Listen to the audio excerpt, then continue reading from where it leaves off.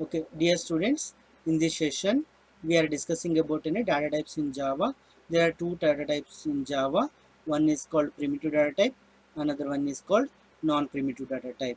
Okay, in a primitive data type we have integer, floating point, character and boolean. In non-primitive data type we have a class, interface and another one is called strings.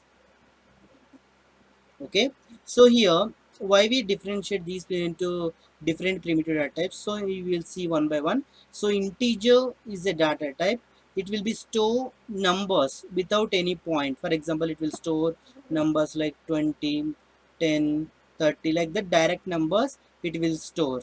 So floating point will be store numbers like 1.0, 2.3, 4.5, 6.8, like that numbers stored by a floating point numbers. Characters, it will be store any character, either number or anything you are giving in a single quote. Okay, that character will be to store that type of data. We use in a character data type. So in a boolean we have only two values.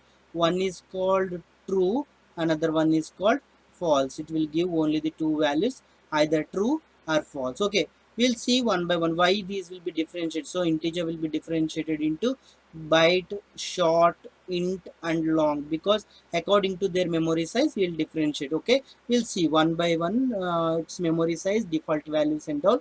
So here first we are discussing about a boolean data type. These are the primitive data types. In boolean data type we have only two values. Okay, it will store only two values. One is true, another one is false. Okay, the default value of this boolean data type is false, and size of this boolean data type means how much size it will be occupy, means it will occupy one bit of info, one bit of memory. And examples of this one is true and false. And byte data type. So in a byte, it is a part, it is a type of the integer data type. It will be it will be description of it. 2's complement integer means it will be allocate 2 bytes of size, sorry, 8 bits means 1 byte of information, 8 bits, and default value is 0. And character it's a unicode character, means it will be allocate any a or b. Will think in a keyboard we have an ASCII values. It will convert a ASCII value to a particular value, that is called unicode character. So here default value is, this is the default value, slash u 4 zeros, and it will allocate 2 bytes of are 16 bits, because 1 byte is equal to 8 bits. So 16 bits is equal to 2 bytes of data.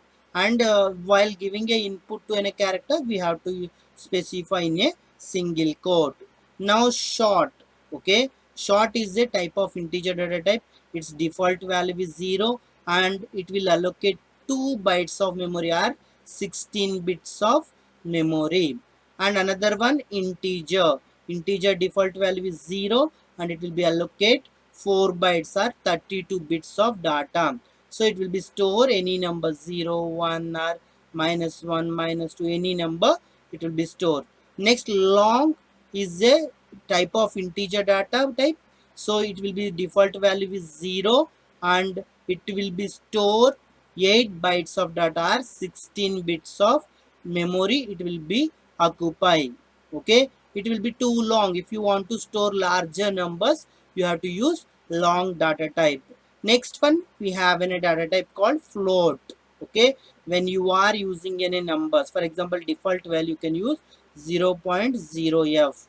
Okay, it will allocate 4 bytes or 32 bits. So when you are giving an input data like that 1.0f or 1.2f, on the time you have to use a floating point number they given in a example here. And we have another data type double. So when floating point number is too large, when we need a more memory to store, so here we have a 64 bits means 8 bytes of memory we are allocating, and default value is 0.0d. Remember this. So in a icse there is a possibility they will ask default values, either default value of any data type, either size of any data type, either they'll ask differentiate between the primitive data types and non-primitive data types. For example, they will give an array and string and int and character. They will ask differentiate, specify which is primitive and which is non-primitive. On the time you have to specify these are the non-primitive and you have to primitive. These are the possible questions, and they will ask default values or how much memory it will be allocated. Okay, these are the possible questions from the data types of the Java. Okay, thank you.